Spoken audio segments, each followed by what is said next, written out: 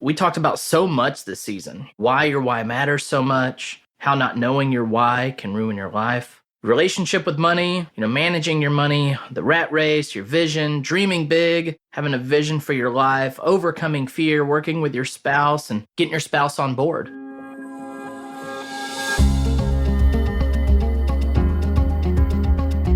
Welcome to the On Purpose Investor Podcast with your host, Eric and Tiffany Vogel. We spent several hard years building a rental property portfolio so we could have more time with our family and live our ideal life. Finding your path can be difficult, so we're here to help guide you along the way with lessons, tips, and tricks to design and implement your dream life through real estate investing. Now sit back, turn up the volume, and get ready for this episode of the On Purpose Investor.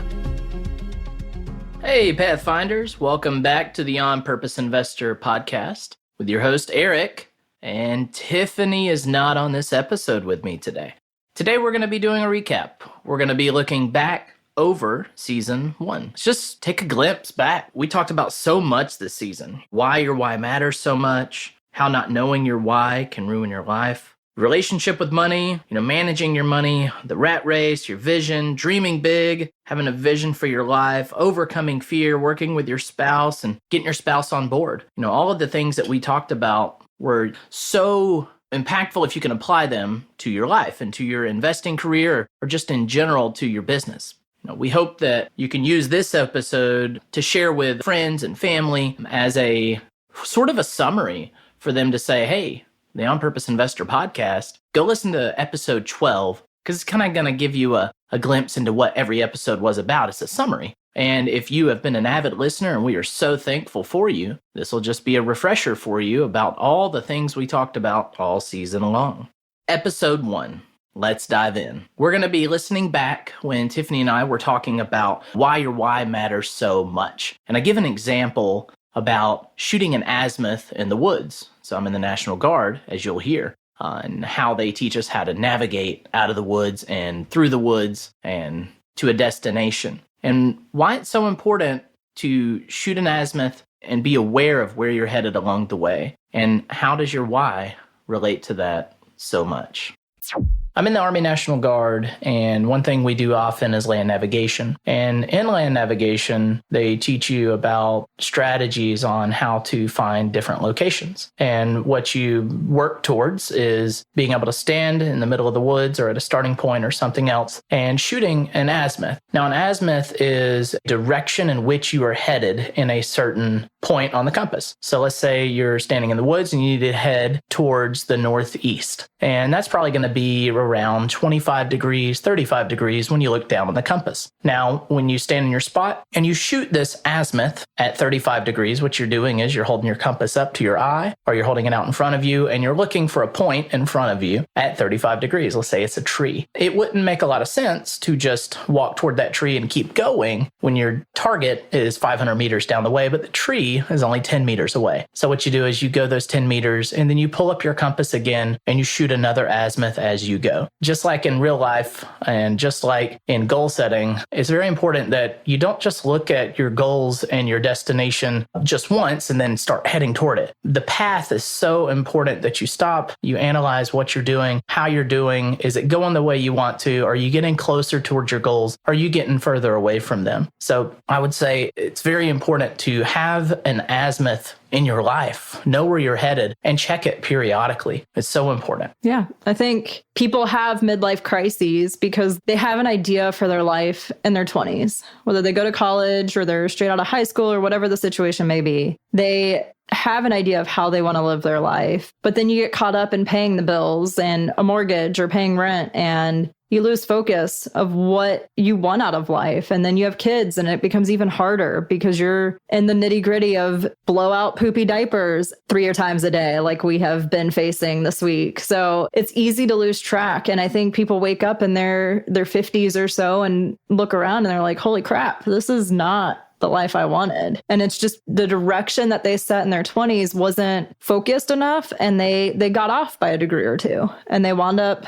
at a completely different place than they wanted to be when they set out in their 20s. And we have tried to be very, very intentional about what do we want out of life? What does our ideal day look like? When you wake up in the morning, whether it's Monday, Friday, Saturday, what does a good day look like for you? And I want to wake up dreading a day just because it's a certain day of the week. I want to enjoy every day of my life. And we, through a lot of hard work and sweat and tears and some blood in some instances, been able to create this life that's very rich for us. And our motivation for this was our why. And it was to be home with our kids and create a life where we could go in an RV trip for 6 months if we want. When we first sat down and started talking about getting into investing, we had a conversation about what makes us happy. We sat down separately and made a list of our top 10 things that made us happy. And we found that a lot of the things on the list were very similar. We enjoy time outside. We love going camping, time together as a family. And we found a lot of the things don't cost a whole lot of money. I think the only thing on my list was wine and dark chocolate. And I like boxed wine. So it's not She's a cheap date. It's not an expensive thing that I need to be happy. Once you have a good feel of what you need to be happy, you can go through and cut other things out of your life. And your top 10 is going to look drastically different from ours, or it might look a lot like ours. Now, my top 10 is drastically different from Tiffany's, but there were some similarities throughout. But when you make your top 10, with either you're doing it with yourself, you're doing it with your business partner, maybe you're doing it with your wife and kids, whoever you want to go on this journey with, it's very important that you list out your top 10 because that is going to help align your goals, whether it's joint goals, individual goals, or goals for the business per se. The top 10 is going to help define those goals. And once those goals are established, that's where you start your journey. That's where your path begins to take shape. All right, show number 1. So have you defined your why? Do you know why you're working toward what you're working toward? Do you know what you're working toward? Yeah, that's a big thing on episode number 1, defining your why. And the second thing is even equally as important is making that top 10 list. Have you sat down and made your top 10 list? Do you know what drives you? Have you encouraged your spouse or business partner or someone important in your life to do that top 10 list with you?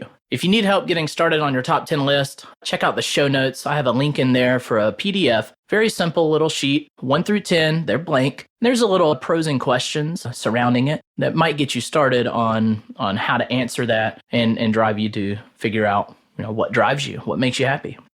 Episode number 2, the show where we talked about how not knowing your why could ruin your life. And the big picture of this is intentionality. What are you doing with your time? Are you working towards something?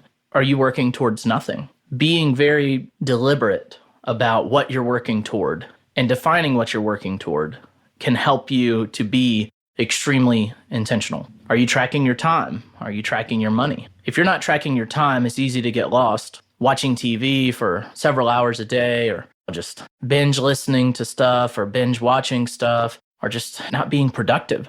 Now, I'm not saying you need to make sure every single minute of your day is working toward a goal or working toward your dream life. But if you have the idea of a dream life, the only way you'll get there is to be intentional. I encourage you all to, while listening to this, make yourself a commitment, or even just challenge yourself, challenge your spouse, challenge people in your life and say, hey, track the next 24 hours of your life and see what it is spent doing. I think you'll be pretty woken up to some things. Let's dig into episode 2. If you're finding yourself being unintentional with your time, it's easy to look back and say, what did I do today? Not really sure what I did. And when I was thinking about what I would say during this, I got to thinking about what was my life like before I met Tiffany. And what that was like was at tax return time when I would get my W-9 and I'd give it to the folks at Jackson Hewitt or H&R Block. They'd put on the form, oh, you made X amount of money this year.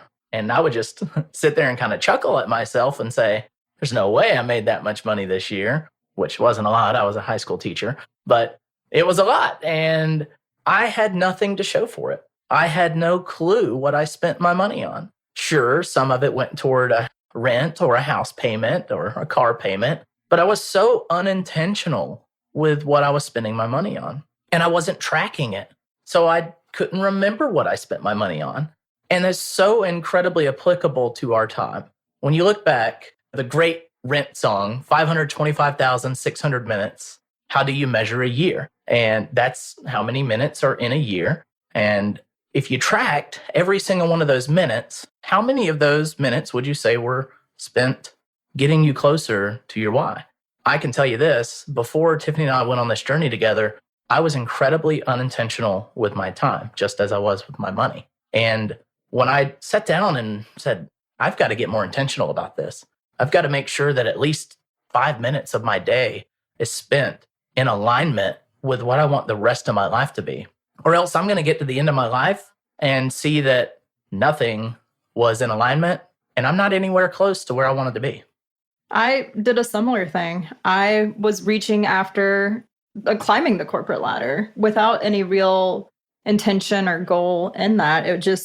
I was told to go to school, get a good job. I went on to grad school and did what I thought I was supposed to do. But it wasn't really what I guess I wanted out of life. I never sat down and thought, big picture, if I could have anything I wanted, what would that look like?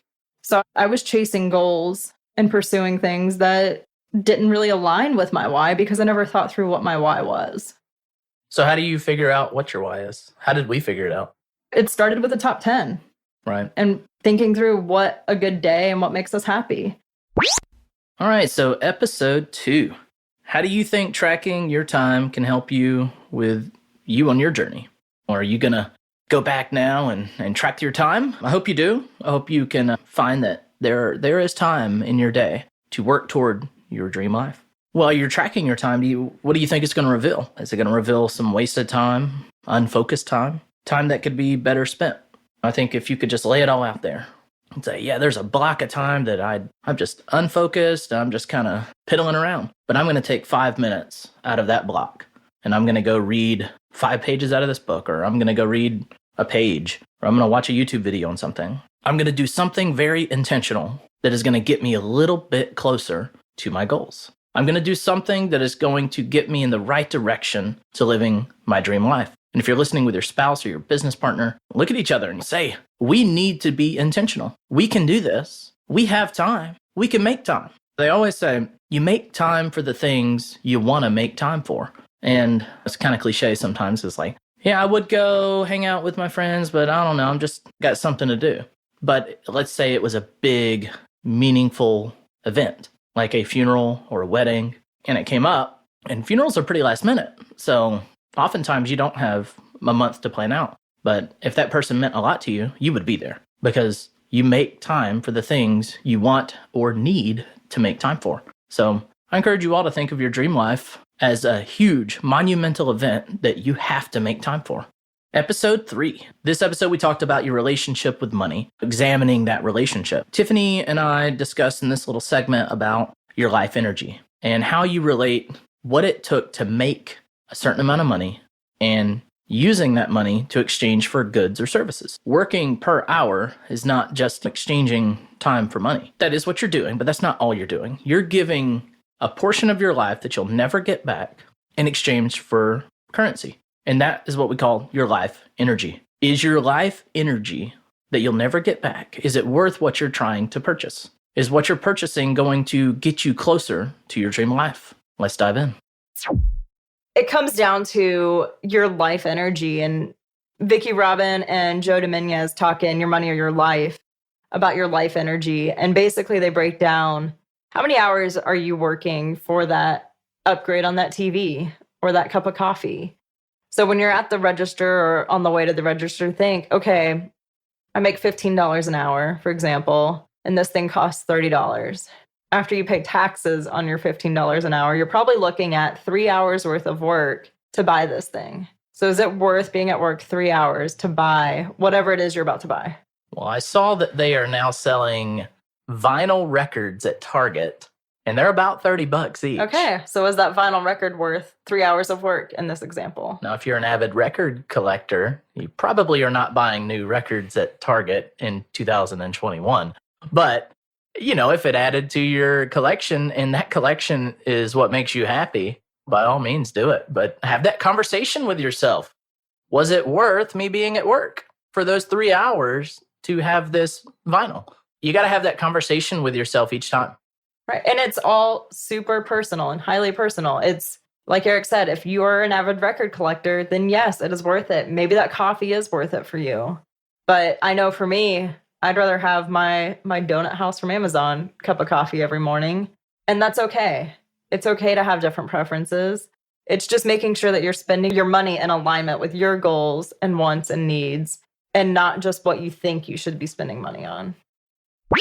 So your relationship with money. Hopefully that little segment just got you thinking a little bit about your life's energy in exchange for products or services and what it took for you to make that money. If you go back and listen to that whole episode, we really dive into different things that we consider life energy and how to better leverage your energy for products and for services and how to essentially create money while you sleep. And that's through like rental properties and investing and things like that. But go check out that episode if you want to know a little bit more about how we approach our relationship with money. So episode 4. This was probably one of my favorite episodes to put together and talk about. And this is being cool worth being broke? And that whole episode, it's really a look into how I had to change my mindset about, are the things that I own, is it representative of the things that make me feel cool? And I had a big shift in my life about what did cool look like to me. Cool used to be having the cool things, the newest phones, the newest cars, a nice house, stuff like that. But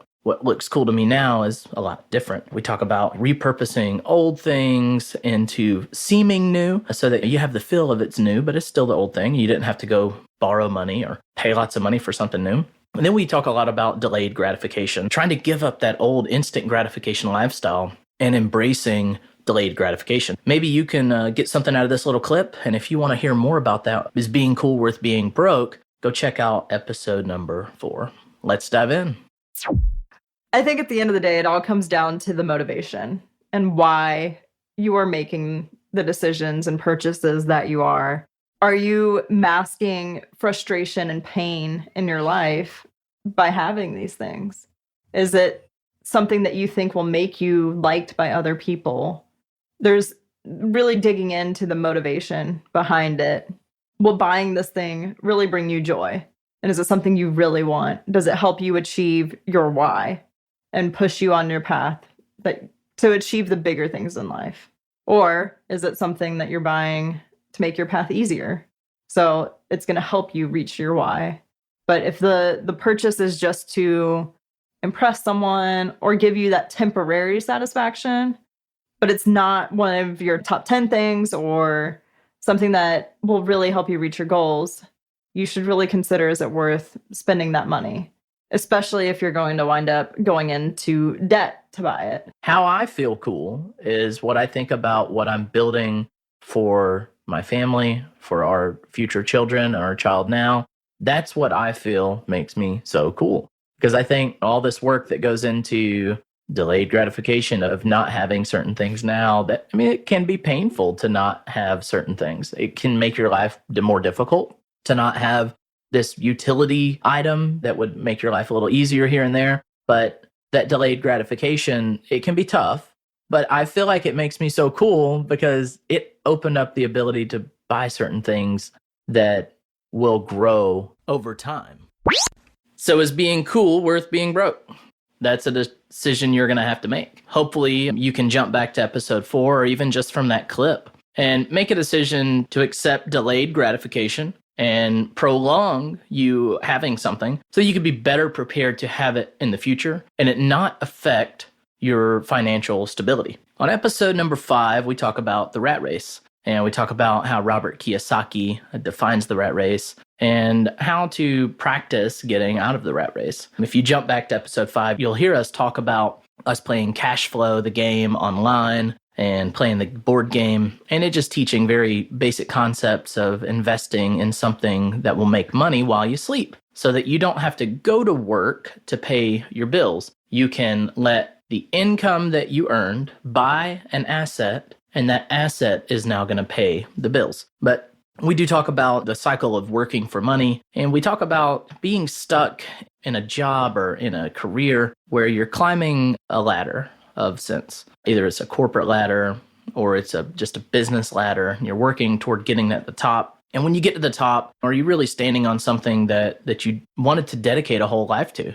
Did you really want to dedicate all of your working years to that? Now, Tiffany and I have a very different concept on working and working for money, and we're not career builders anymore. We really focus our time on generating passive income. Now, if your job and your career building is what makes you happy and is what your ultimate life goal is, then you should by all means chase it. But we dive into a little bit about what is our journey, what does it look like for us, and if you want to live a life where passive income is your main source of money, this episode would be for you. Let's dive in.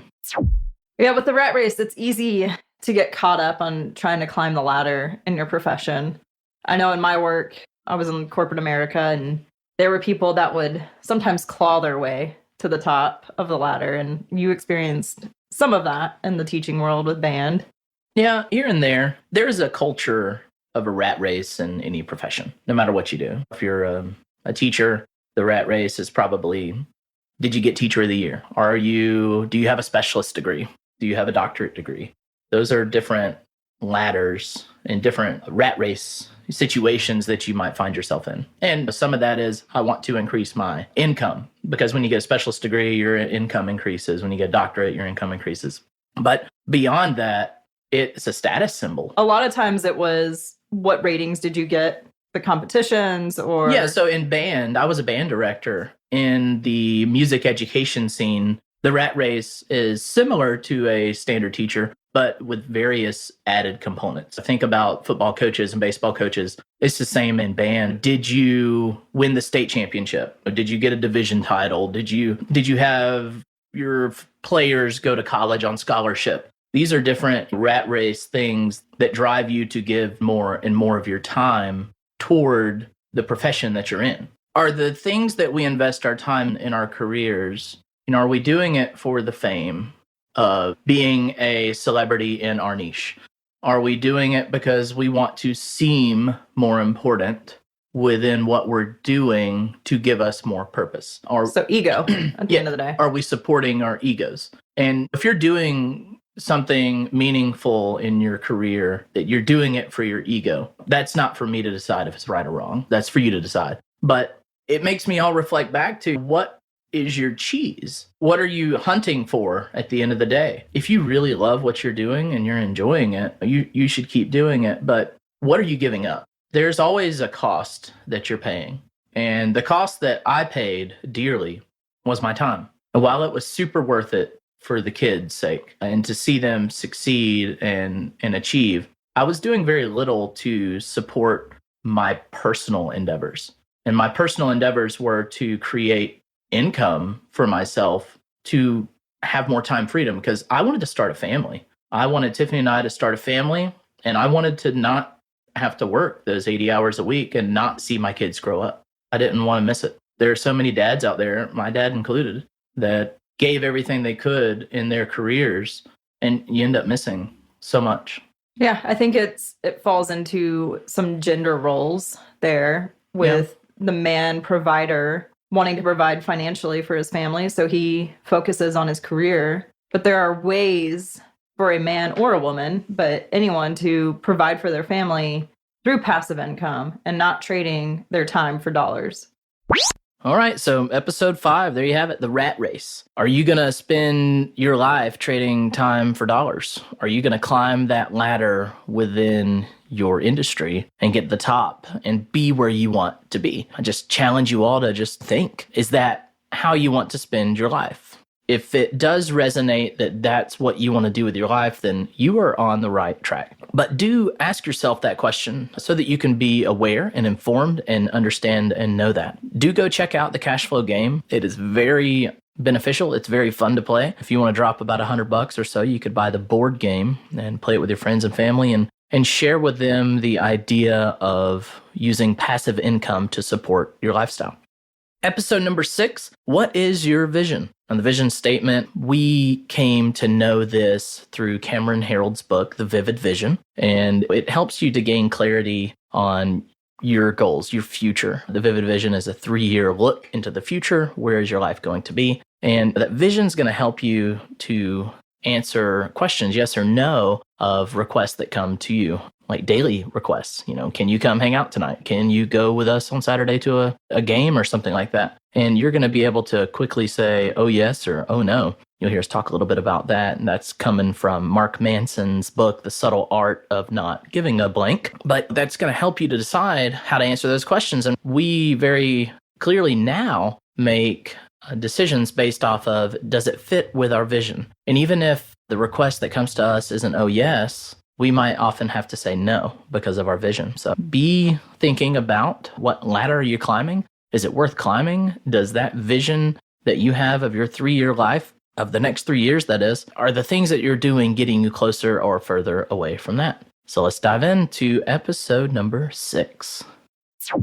Whenever someone approaches you with an opportunity or asks you to perform a task, if your immediate gut reaction is not an, oh yeah, F yes, I want to do that, I need to do that, this is going to be good for me and my journey, then the answer is F no.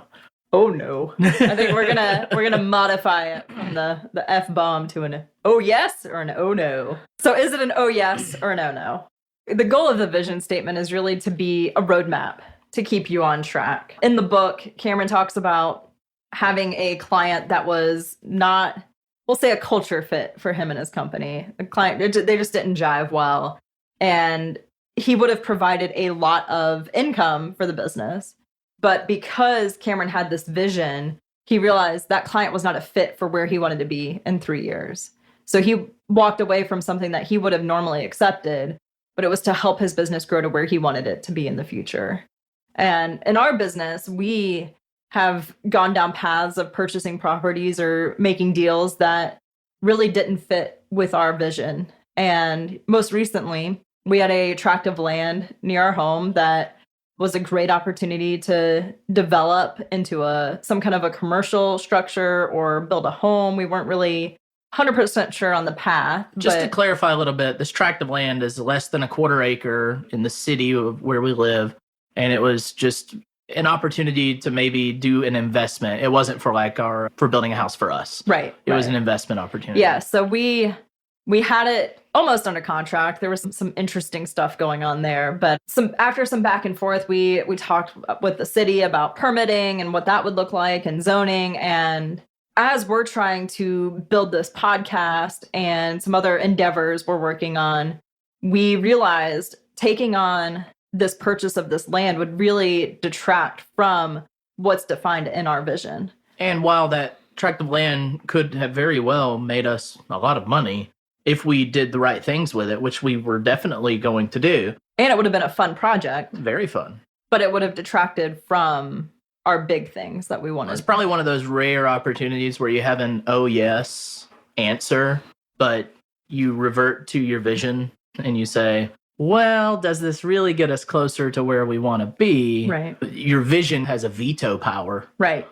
Of, while that is fun and exciting, it does not get you closer to your goals. So veto, stamp. It helps you to say no, to very clearly define for yourself, because I know for me, it's so hard to say no to certain things, but it gives us structure and a roadmap to say, does this fit with where I want to be in 3 years? Right. Now, the roadmap that you're talking about, that's very in line with the Pathfinder's Journey, the book that we're writing, about making sure that whatever is your destination, that you have a clear and well thought out and devised plan of getting there. The vision is essentially an advocate for your roadmap. It helps you make the plan. It helps you decide whether you're going to take the long way around, the short way through. Do you want to take the scenic route? It really guides you to how you're going to get to your destination. You want to make sure you're climbing up the right ladder. So I think about people working through a career, whether it's investing or a W-2 or whatever you're working towards, and you're climbing the ladder and you're working hard and you built up a sweat and you get to the top of the ladder to realize this isn't where you want to be. I'm at the top of the wrong building. Yeah, I climbed the wrong ladder. So it's making sure that you're working towards the right goals and climbing the right ladder. So have you made a vision? Do you have a vision statement? Do you know what your next 3 years look like? Hopefully you've listened to episode 6 already. And if you haven't, go back, listen to episode 6 and get Cameron Herold's book, The Vivid Vision. And I challenge and implore you to build out a vivid vision for your life. It's going to really help you to make sure you're on track and working towards what your dream life looks like. It really helps you to clarify if the ladder you're climbing is the right ladder for you. In episode 7, we talk about dream big or live small. When we talked about dreaming big or living small, we talked about how we had to overcome a lot of mental roadblocks in dreaming big. We talk about how I put Post-it notes on the fridge of buying 2 houses in 1 year. If you go back and listen to the episode 7, you'll hear us talk about how I read a book called Rhinoceros Success by Scott Alexander. And you figuratively become a rhinoceros in your head and you charge after your goals. And I wrote down 2 goals on a sticky note and put it on the fridge, along with a sticky note that said, I'm a rhino. And it was supposed to be goals that you could not wrap your head around and didn't know how in the world you were going to do it, but it was something we were able to achieve. The other idea of big, hairy, audacious goals. Take a look and listen to episode 7 with us about how having BHAGs and shooting for the moon can get you to a place you never thought you could be. Let's dive in. The point is to create a goal that is so big and scary that you don't think you can accomplish it. Like getting a man on the moon is another big example. That was not remotely something that was feasible at the time that Kennedy stated that was the goal. But because they had such high aspirations, they were able to achieve it. I mean, you have the arms races going on during that era. And the Russians and Americans, they were in this competition to see who could get the furthest, the fastest. And like you said, it was just one of those, well, we're going to put a man on the moon. No one had ever done it before. No one probably knew how to do it. And without that crazy goal of we're going to put a man on the moon, they would have never set their sights on it, would have never tried to achieve it, right? Would have never built the technology or developed the technology that was required to do it. Right. One of the quotes that really stands out to me is from Bill Gates, and it's most people overestimate what they can do in 1 year and underestimate what they can do in 10 years. I think that's very true for probably everyone. This year, I'm going to buy 2 houses. That seemed like I was super overestimating. Right. When we broke down how are we going to do that into daily actionable goals, we set the bar very low. Yeah. On our daily or weekly or quarterly goals. And we started not with what do we want to accomplish just this year, but we always have done 3-year trajectories. I think one good approach is to think about if you had unlimited money in your bank account and a blank calendar, what does your life look like? What does your perfect day look like? When you wake up, what do you do? How do you spend your time? And just think about an ideal Tuesday, because it's not waking up from the weekend and you got Monday, or it's not Friday. What does an ideal Tuesday look like for you? And I think that will help you form what your ideal life will look like. And this will play into the vision. We'll talk about that more next week. But what is your ideal life, an ideal day? And then I'll tell you, my ideal Tuesday always ends with tacos. Oh, of course. Because Taco Tuesday is a must. Yes. It's part of my diet. It's a problem. It's a great way to stay in shape. Yes, something like that. You want to get very detailed as you're thinking about dreaming big in your BHAG. Don't just say, I want to travel more. So you had just mentioned that you don't want to get into the details on how you get there. Right. Can you break down what you mean by get very detailed? Yeah, so you don't want to get in the details of how to do it, but you want to be very specific about what you want. So don't say, I just want to travel more. So you think instead of saying, I want to travel more, list out the places you want to travel to? Yeah, and how long you're going to be there. And what are you going to do while you're there? Right. So for us, one big thing, we want to homeschool our kids. And part of that is giving more experiential learning, because we both feel like that's really how you learn and retain information. So Right. So I've always said, we're not going to talk about the Grand Canyon or geographic changes of the world. We're going to go to the Grand Canyon and see the different layers of the rocks. There's so much you can do there to teach a lesson on. Right. Wildlife. I've sat through great ranger talks in the Grand Canyon. Survival skills.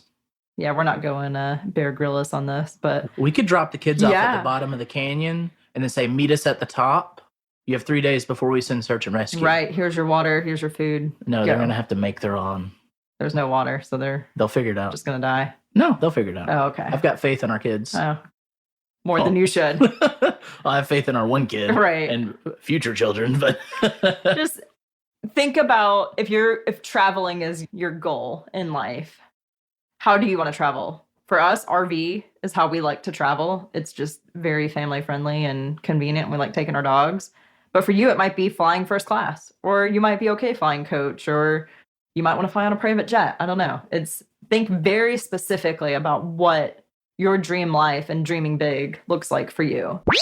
well, there it is, episode 7, Dream Big or Live Small. If you haven't already checked out Scott Alexander's Rhinoceros Success, I do encourage you to do that. It is one of those books that will leave you laughing in places, but also leave you encouraged and maybe motivated to achieve something big. Become a rhino. Join me in the pack, in the herd, in the jungles. So episode 8 is crafting a vision. There's not much I can lead you into on this episode, except for it is a step-by-step episode on how to craft a vision. And the excerpt that we're going to play is a very shortened, brief version, but there's a lot of things that do not fit in the clip. And I just highly encourage you, if you haven't thought about crafting a vision, if you haven't crafted a vision, go check out episode 8 and learn how to craft your vision and really set your dream life into the lens of focus of your future.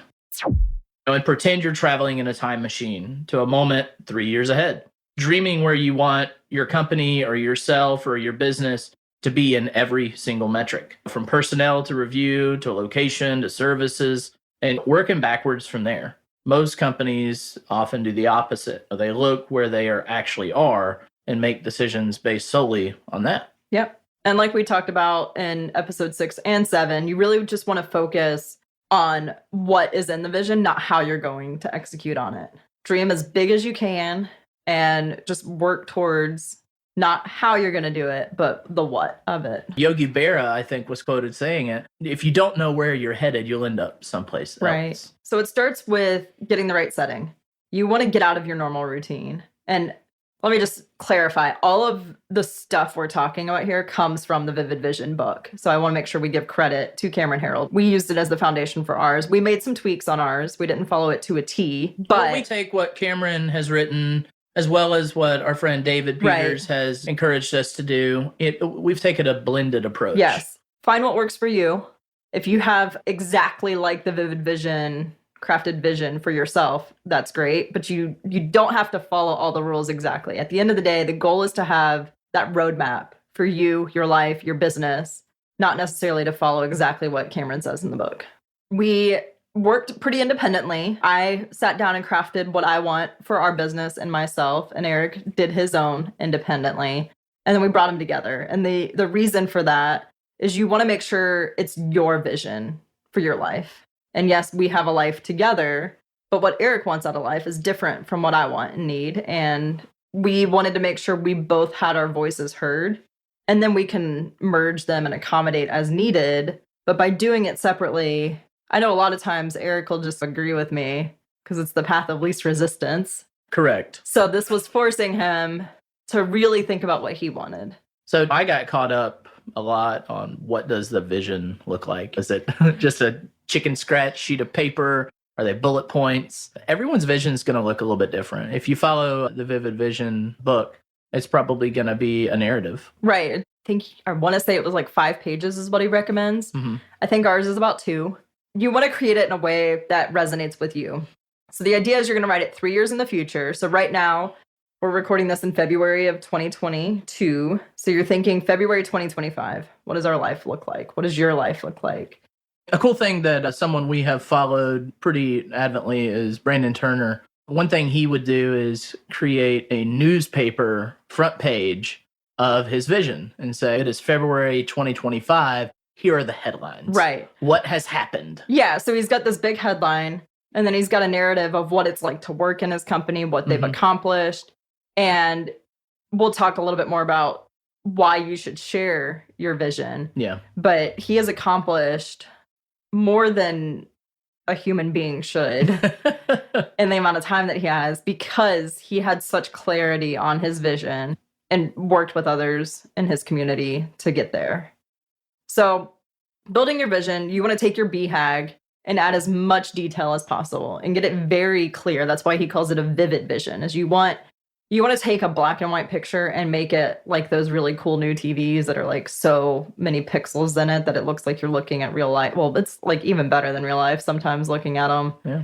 So you want it to be very colorful and rich in detail. So episode 8, crafting a vision. Hopefully you took a little bit out of what we put in that snippet, and you have just a little bit of running room to get an idea of what a vision looks like. And if you want to know even more about vision, go back to episode number 8, take a listen to the full episode. And if you want even more, go take a look at Cameron Herold's book, Vivid Vision. So episode 9, overcoming fear. Now, fear is something that it often prevents anyone, and most everyone, from doing something they don't understand. A lot of people have a fear of spiders. Not every spider is harmful to you. Some spiders are absolutely horrible. Brown recluse, black widow, those are some bad spiders. But if you were very educated on spiders and you knew all the different types of spiders, you could differentiate and not be afraid of every single spider. You could only be afraid and avoid the ones you know are harmful to you. And so we call that clarity. When you have clarity of something you're afraid of, you can better navigate that fear and either avoid it altogether or avoid parts of it so that you don't have to become one with that fearful object or thing. So in this episode, we talk about different systems to navigate fear. And one of them is absolutely gaining clarity. We talk about educating yourself, partnering with people to tackle big deals. We do real estate investing. And so oftentimes there's a different type of deal that will come across us and we're very unfamiliar with it, but we have friends that are very familiar with it. And so we'll give them a slice of the pie. And sometimes the slice is very significant. Sometimes it's a big chunk of the pie. We would rather have some pie than no pie and just avoid it altogether. So that's a strategy that we talk about in overcoming fear. And one thing we dive into is a best worst case scenario. You'll hear about some of our best case scenarios that we played through and our worst case scenarios we played through. Let's get into episode 9, overcoming fear. There were a lot of times it was terrifying. We'd wake up and be like, we have no money. Like, how are we going to pay for this bill coming up? It always seemed like we either had money for like a minute to pay off all the debt that we had accumulated, or we were like in dire straits once again. And it was feast or famine, pretty hardcore for It was 4 years. very tall waves and very shallow troughs. Yes. I mean, the ebb and flow of investing in real estate for us has been an incredibly arduous journey of feast and famine. When we had money, we had a lot of it, but it always seemed to disappear really quick when we bought the next property or something went wrong with another property. The big approach that we've always used in our business was looking at the best case scenario and the worst case scenario. So when we were facing these fears, we sat down and said, okay, what is the worst thing that could happen? What's our plan B? You know, we dumped our half of our 401ks into our first property and we did the BRRRR strategy. And on that one, we were able to pull out most of it. We had to leave some in it. So we still had a 401k loan that we had to pay off. But if for some reason that property just fell into the ground and no one paid their rent and everything on the house broke all at once and we had no money to fix it, what would we do? Right. Well, real quick, David Green has a great book called The BRRRR Book. I don't know what it's actually called, but yeah, fantastic book on that strategy. And with that strategy in particular, there's so much risk in the appraisal not coming back where you think it should, and repairs going over, because we know repairs go over on every single project in some level. So we could be in a situation where that refi didn't pull the cash that we needed to pay back that loan. Right. And then we would just have to make monthly payments. But for us, the worst case scenario was we might break even cash flow wise on the property. We may have to end up chunking out money to that property over a period of time until it starts performing. Right. And that was the worst case on a particular property. For the overall portfolio and strategy and approach, our worst case scenario was that we continued working our jobs. I would go back to my corporate job. You would go back teaching or stay teaching if it was before you had left. Yeah, we would have been out probably tens of thousands of dollars, especially early on. Later on, it was probably more. But the good thing about life is that it's self-correcting. You go back to what you were doing and you pay off the debt and you can start over. Right. Or we were in our late 20s. I was in my late 20s. Tiffany was 25 or so when we first started. And we said, well, if we get to be 30 years old, 32, 33 years old, and it all fails, we can start over. We're young enough that we can start over and rebuild our retirement accounts. And I never once thought, if we fail, there's no way we're doing it again. Right. I always had the mindset that if we fail, we're going to probably do it again. It was worth giving it a shot because at the end of the day, worst case scenario, maybe I don't pay back the loan on my 401k and it counts as a disbursement against me, which would stink. If you allow that fear to fill you up, it will prevent you from ever getting started. But if you take that fear and you turn it into motivation of, I'm going to educate myself so well that this won't happen to me, or I will be so well prepared to deal with it, that you overcome that. But that white noise, like I said in the past episode, you can either turn the TV off, that is not getting started, that is just letting the fear take over you, or you can adjust the antenna and clear it up and enjoy your television. Overcoming fear. It's a tough thing to do. And if you approach each situation that you encounter and you approach it with a sense of, I am either going to learn about this fear or overcome it, or I'm going to see that this is a fearful thing and I'm going to avoid it. Just like I mentioned in that blog post about it's all white noise. When you have a television that has an unclear signal, you can either turn the TV off or you can fix the antenna and get a clear picture. Same thing with fear. We can either learn about it and be aware of what's scary and overcome that fear or avoid it altogether. Or you can just turn your back, don't learn about it, and never know if it was worth being scared about or not. In episode 10, we're going to dive into working with your spouse without killing your marriage. It's really tough to work with your spouse and you spend all day with them and have that free time within the car ride to work or just being at work in a different environment outside of being with your spouse or partner and just having that time away from them. It takes a very focused commitment to make a relationship work while your spouse is your business partner. Things we talk about in this episode are wearing different hats, traveling in different lanes, identifying the different roles that we each will embody, and living and breathing by the calendar, as well as a few other items. So here's a snippet of working with your spouse without killing your marriage. The first thing we're going to dive into are the different hats we wear as husband, wife, as business partners. Yeah. I've heard of people physically putting on a different hat as they're changing roles. We've never done that. We try to be very clear about what role we're in at different times of the day. So, for example, our son's at school right now. So right now we have on our business hats. When we go pick him up, the parent hat comes on. When he goes to bed, the spouse hat comes on. And obviously we still have the spouse hat on the entire time, or we still have it available, I guess. That's right. We try to define our roles based off of the situation. So we'll have conversations as business partners that are a little bit different than we would have as conversation as a spouse. At the end of the day, you have many roles within the business. Mm-hmm. And we try to designate times for those roles. So one of the big things that we have done is have really clear working hours.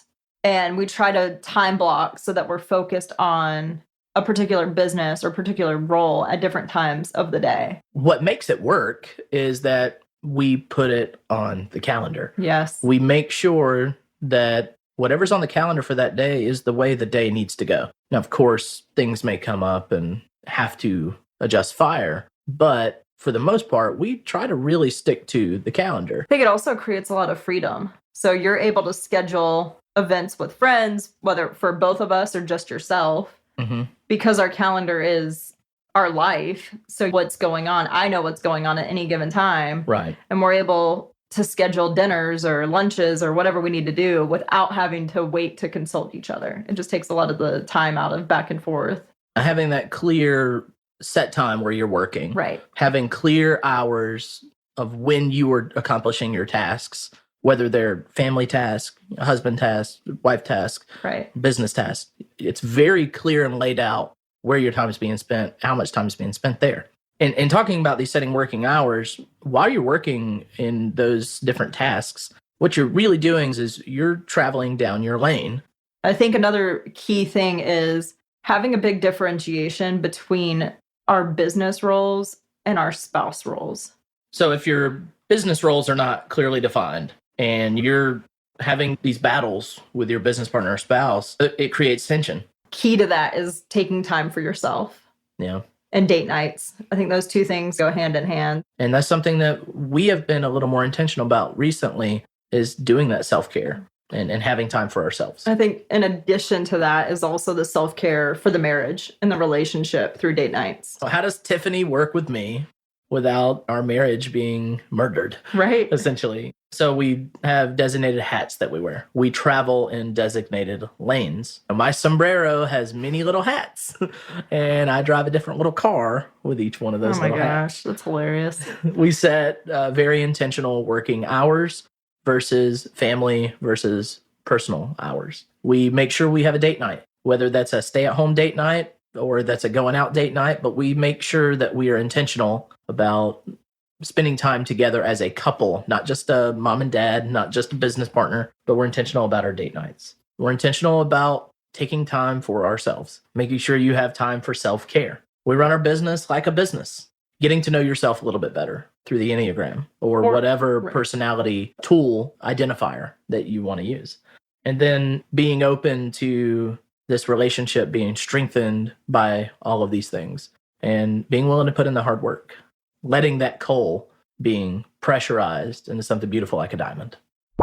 Well, there it is, episode 10, working with your spouse without killing your marriage. So hopefully that gives you a little bit of insight into different strategies to help foster a positive relationship with your spouse or business partner by clearly identifying who's doing what, who's responsible for what, letting each other have their own job, and respecting each other in the process. I encourage you to go and decide if you want to identify with your spouse or business partner. What kind of hats do y'all wear? What lanes do you travel down? What are your roles? And do you have a working calendar that you live and breathe by so that you can both know what's going on with the business and in your personal lives? One thing that really helped Tiffany and I get a grip on our relationship and our business was taking that space. We needed space, not just away from the business, but we needed space for ourselves. And if you're not taking space away from your business partner or spouse, just completely detaching for a day, maybe it's half a day, just time for you to be you and for you to focus on you, because you can't give anything out of your cup and pour it into someone else's cup if your cup is empty. You have to self-care. You have to take care of the things that you need for you to be 100%. Jumping into episode 11 was our final episode of this season, and that was getting your spouse on board. And we dive through different topics of maybe your spouse is supportive but not involved, and all the way into your spouse is against it. And in this episode, we talk about different ways to help share in the success and help share in the journey with your spouse. One of the overarching themes of this episode is respect, clarity, and providing safety and security. Let's dive in. Experiencing success for yourself is great, but sharing that success with your significant other or spouse makes it that much sweeter. Lonely is the man on top of the mountain when he has his riches and success by himself. But you put that man or woman on top of that mountain of success with their family or loved ones around them, and there you have a fulfilled person. So in bringing your spouse to your projects, including them on different ventures that you're doing, you get to share that success with them. Other ways to get your spouse a little more on board is scratch their back, and maybe they'll scratch yours. Yeah, so I know Brandon Turner from Bigger Pockets talks a lot about how he got Heather on board. And he says he asked her to read Rich Dad, Poor Dad in exchange for reading the Twilight books. I think it's offering yourself and your time and your mental energy. If you can give that to your spouse, that's a huge sign of respect and a huge sign of, I want to be in this with you. Yeah, it's making a sacrifice because you're asking your spouse to sacrifice something. So it's the give and take that goes in a relationship.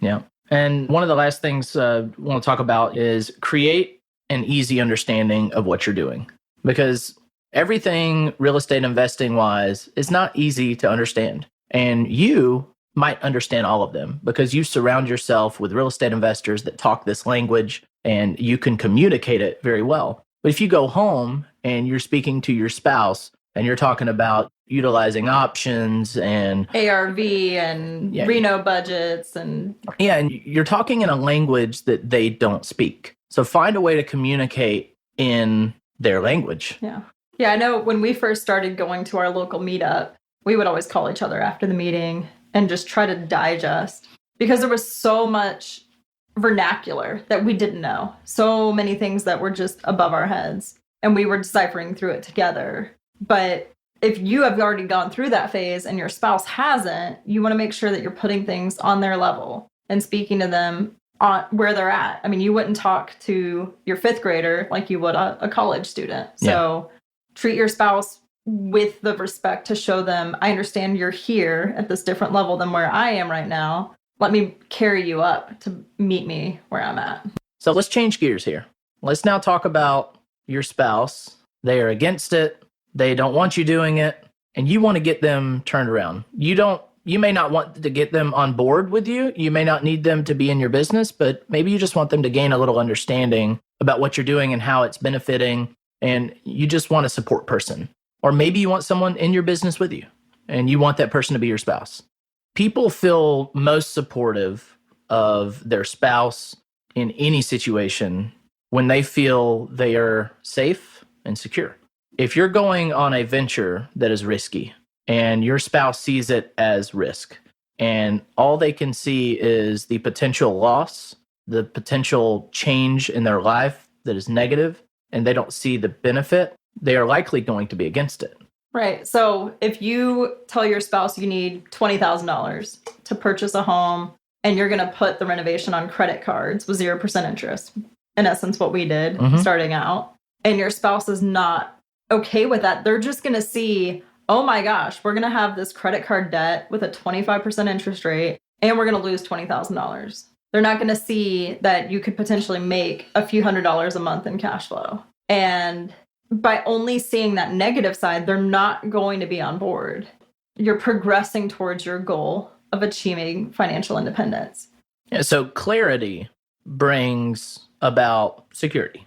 Yeah. Right. So how do you provide clarity to help make your spouse feel safe and secure?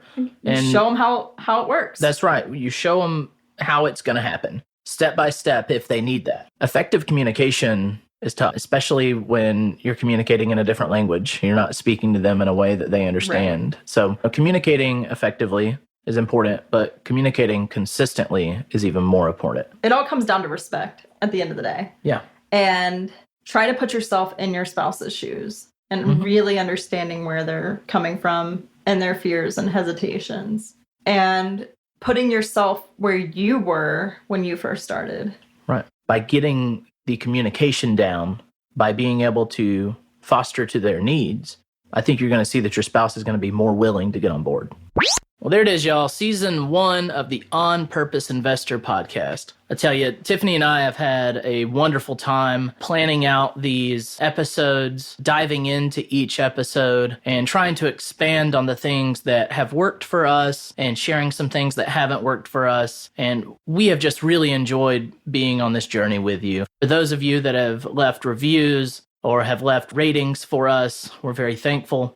We are always very thrilled to hear people that had their lives changed by something we've said, or just gotten that little bit of extra motivation to go do something. We really look forward to providing you another season coming up. We're already in the works on planning those episodes out. I think moving into the future, you could see us dive into a little more deep dive, if you will, onto some projects that we've done, some structuring of deals that we've done, and getting into the weeds a little bit more about how we built our portfolio, and just maybe even answering some questions that you guys may have. So everyone out there, if you have something that you would like for us to talk about or you want to know a little bit more about, please feel free to reach out to us. You can write a review and say it in your review that you want to hear about this, or you can send us an email. You can email us at tiffany@onpurposeinvestor.com. You can follow us on Instagram, TikTok, Facebook, send us a message through there. But we really want to know what you want to hear, and we want to know how we can make this podcast even better to serve you and to help you grow. I want to give a shout out to everyone that has helped us to produce these podcasts. We use a platform called Castos, and Castos has been awesome at helping us get our podcast kicked off and off the ground and produced. So big thanks to those guys over there.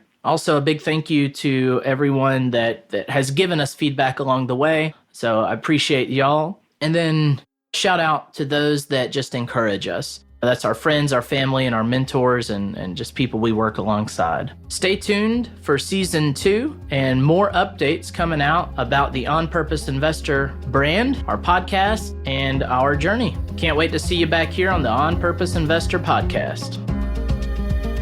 Are you ready to discover and build your dream life?